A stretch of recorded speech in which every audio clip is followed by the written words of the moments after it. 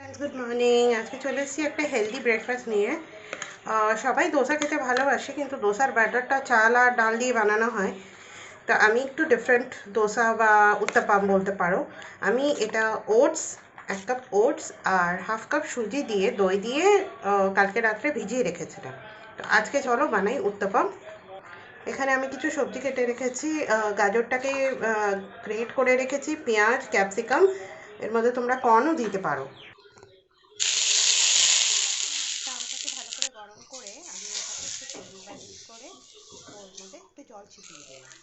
এবার ব্যাটারটা দিয়ে স্প্রেড করে দিতে হবে একটু। এবার এর মধ্যে দিয়ে দেবো, ওপর নিচে দিয়ে দিলাম বাটার। আমি সয়া সস দিয়েছি, স্প্রেড করে দিলাম একটু শেজওয়ান সস। সবজিটাকে সরিয়ে দিলাম, কিছুক্ষণ হলেই র্যাপ করে নামিয়ে দেবো। এই দেখো তৈরি হয়ে গেছে আমার উত্তাপাম। দারুণ টেস্টি হয় আর খুব হেলদি। খেয়ে দেখবেন। বাই।